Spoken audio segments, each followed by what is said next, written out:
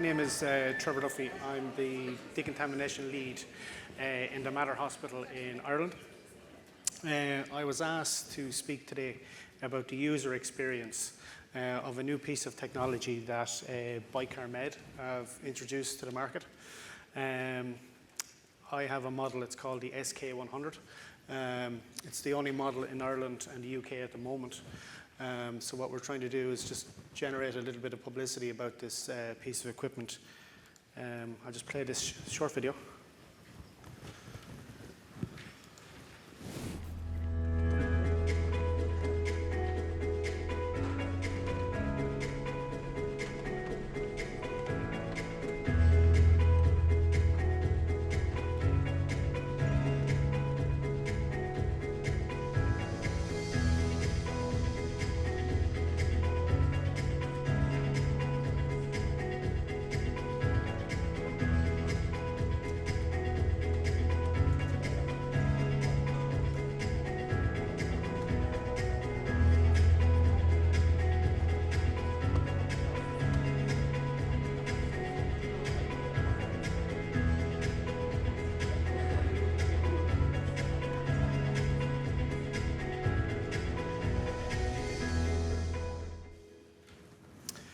So that's it. So most of you would have seen the unit outside. That's just a visual of what it actually does. A little bit about the Mater for those of you who don't know it. We're the largest level 7 teaching hospital in Ireland. We have 14 major specialities, so you can imagine the amount of specialities that we have depicts the amount of medical devices and the amount of devices that is processed in our CSD department. Some of the speakers have already spoken today about the decontamination life cycle. So we've all deal with this on a daily basis, and I suppose the area I'll be talking about is the first step, pre-cleaning. We have loads of standards and policies, and it's like if all of the lawmakers don't trust us to do what we're supposed to do. But each of these documents, they all say fundamentally the same purpose. So ISO tells us that cleaning is an important step to render a medical device safe for use. Your own NHS standard says manual cleaning is essential, and then our own one in Ireland saying manual washing is required before a medical device goes into a washer disinfector. We would have heard loads of things earlier on about the previous presentation about new technology coming in steam and particularly around low temperature sterilisation. But I suppose in our decontamination rooms, apart from changing our washer disinfector every 10 years, no new technology has been introduced into these locations. But manual cleaning or pre-cleaning, and I'm going to go straight to the bottom of this slide. If an item cannot be cleaned, it cannot be disinfected, or it cannot be sterilised successfully. So we would have all seen in our departments on a daily basis, we have non-conformance. These are an occurrence when you're dealing with human nature. People make mistakes. We're not dealing with robots. So. Unfortunately, though, the manual cleaning is probably the only step that's not automated, but it's probably the one of the most important, because if the pre-cleaning isn't done correctly at the beginning, it can have a fundamental defect to the end device at the very, very end. So, manual cleaning will remove the microbiology or the bioburden from medical devices that we see in a CSD department on a daily basis. And if you can remove that contaminant, you can have a better contact between the disinfectant, your chemistry that you're using, and the sterilisation agent to render the surface of a medical device safe for handling. That's a common image. All of our CSD technicians across the country, you have your masks, your FFP2 masks, your gloves, your gowns, your aprons, which can all become uncomfortable, but very, very important because of the aerosols and the sprays and the contaminants that our staff can come into contact with. And commonly our technicians, they could be in these rooms for 8 or 12 hours a day. So as I said, this is an all too familiar sign. The medical devices come down from theatre. Depending on the speciality, will depict the amount of contaminants that you will have on these medical devices. We try our best to keep medical devices moist where possible when a case is finished in theatre, but that all depends on where your CSSD is. Some may be on-site, some may be off-site. You may be processing medical devices for one location or for a trust in many of your cases. So sometimes the manual cleaning can become the most difficult of tasks. I know in my own department, there's a chore to get some technicians to take their turns to go into these areas, but unfortunately, CSSD is a very repetitive process. It's the same steps over and over again. And if we can introduce new technology, new standards, or new protocols to make these tasks easier, that's what we try to do. So obviously you can see here is a drill bit. So you can see like there does be contaminants left on all of these medical devices that come down, from bone residue to dry blood, and then of course the all too common biofilms that we try to remove from these medical devices on a daily basis. So obviously the new piece of kit we're here, it's outside. Most of you would have seen it. If you haven't, please do go and have a look at it before the end of the day. So BICARmed introduced this new cleaning system to pre-treat medical devices in a safe manner for our technicians prior to disinfection and sterilisation. The safe box that you would have seen outside, so it's CE marked. It's a class 1 medical device, and all it uses is water, bicarbonates of soda, and compressed air. In our own department, we replaced a manual sink in order to get this piece of equipment in. It went in towards the end of last year, and like obviously humans, they're a creature of habit. Nobody likes change. And when my guys see me bringing in a new piece of kit, they just know it's going to be work and new standards and new SOPs. There's always a little bit of resistance, but honestly, since this piece of kit went in 8-9 weeks ago, it's really transformed the decontamination area. So how does it work? So there's 2 handpieces. So you have a handpiece for water and bicarbonate soda, and then you have a second handpiece for just water. These can be moved freely with your hand, or you can use the foot pedals underneath.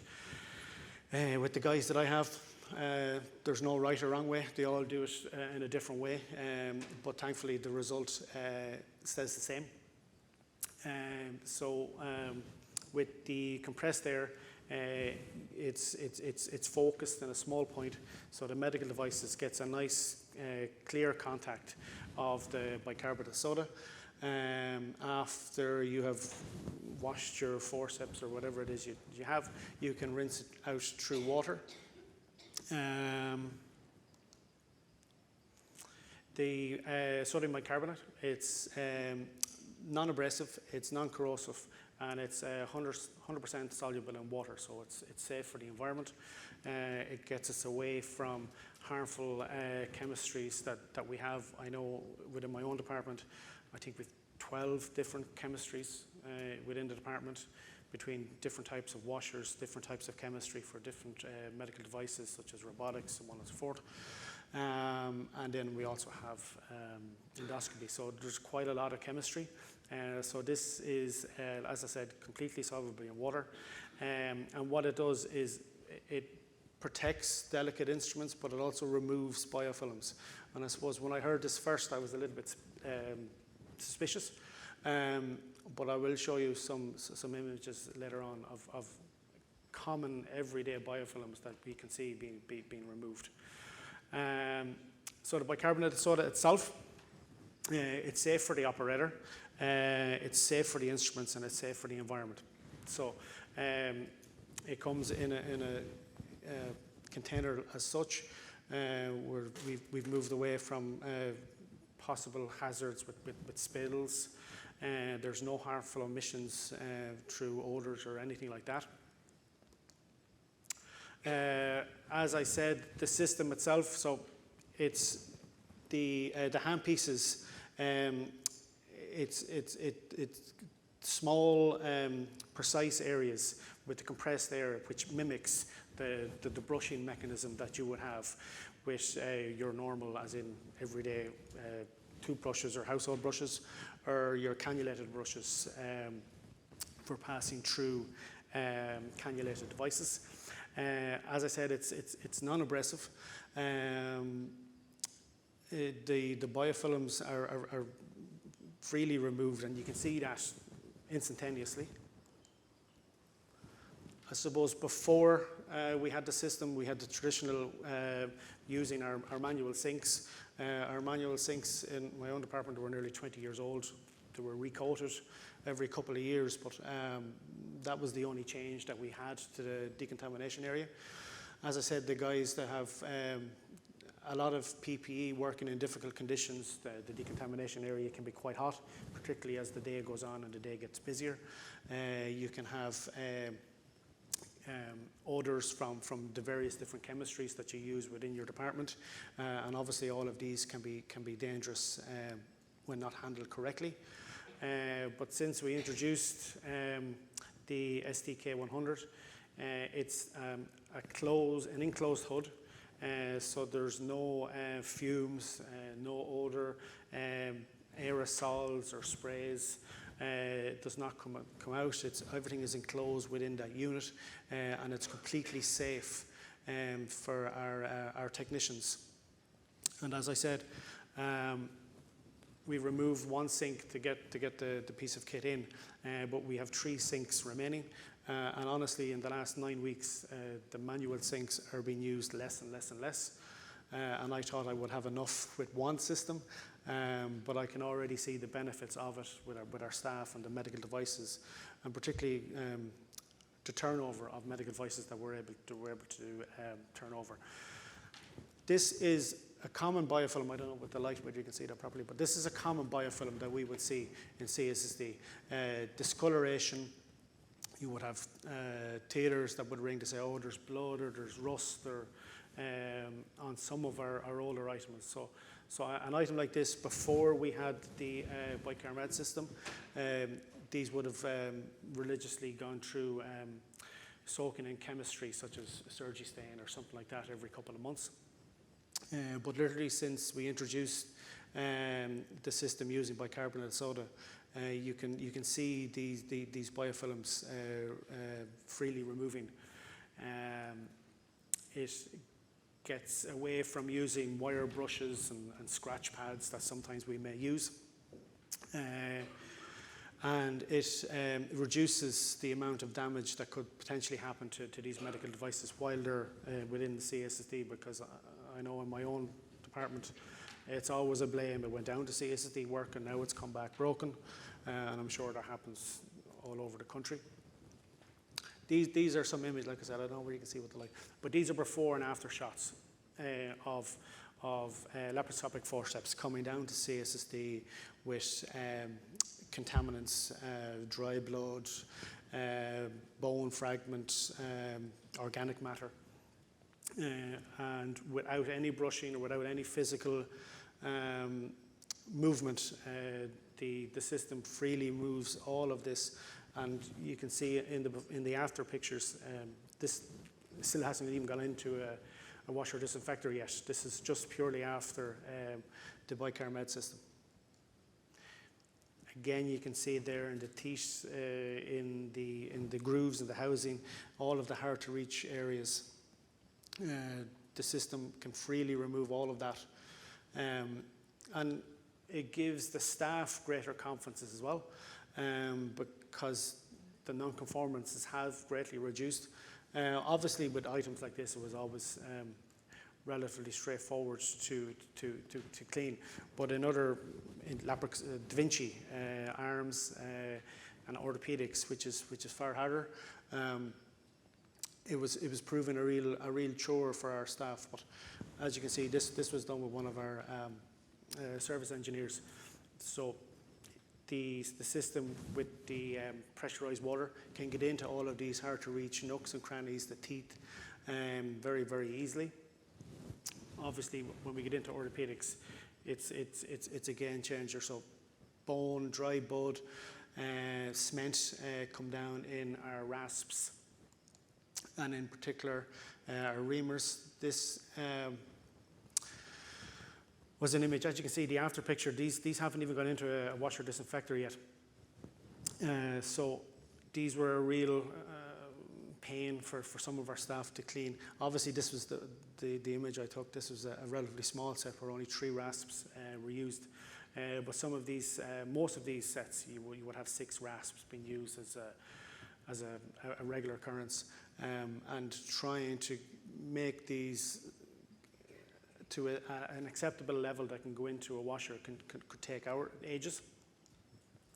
So since we came back after the Christmas break, we kept an eye on the decontamination area, and particularly for rasps that come down heavily contaminated, because I remember when I was back in the day, you put it in, you think it's clean, you bring it back over, you look under the light, you think you're done, you move on to the next one, you put it into the washer, and all of a sudden the set comes back with a non-conformance. You look and you can see the little specks of bone. You go back and you try with a wire brush and this, that and the other, and you're not supposed to, but you take out a K-wire or a safety pin or something. We've all done it. So we timed 2 different technicians on 2 different days, and to clean a tray of rasps with six rasps heavily contaminated took almost 13 minutes. So about 2 minutes a rasp. And that's because they were manually cleaning, going back to the light, looking under from magical fish, and going back and forth and back and forth. But with the introduction of the BICARmed system, and particularly the image that you've just seen, the same set is reduced by half.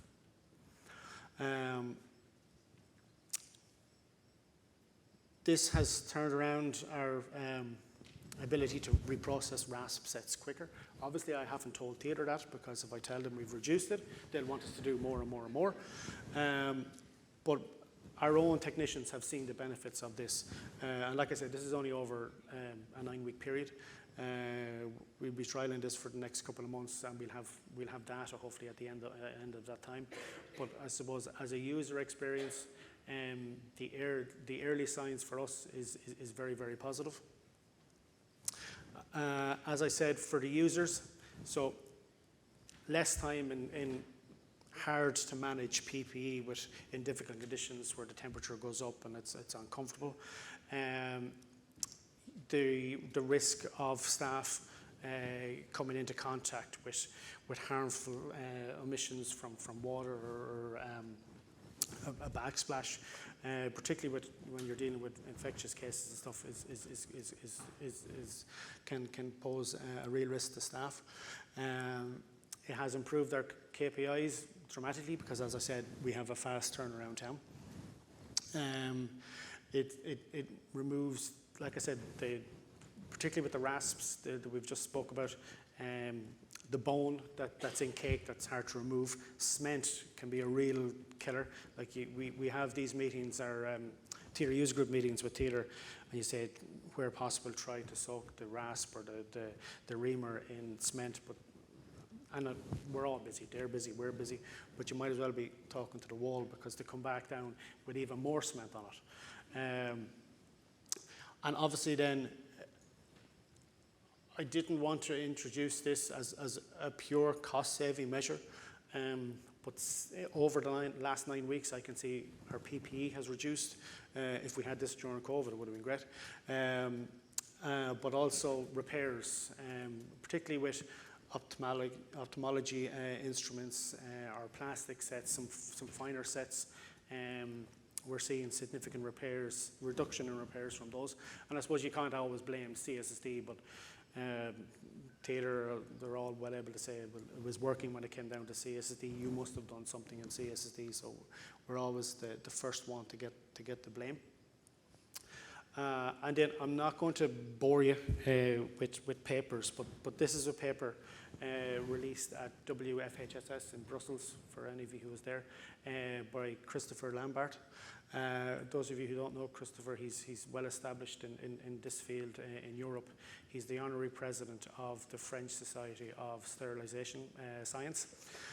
He done a study comparing bicarbonate soda, similar to what we have outside, and conventional disinfectants. And he said there that the new technology is undisputable contribution to the high quality of medical devices reprocessed.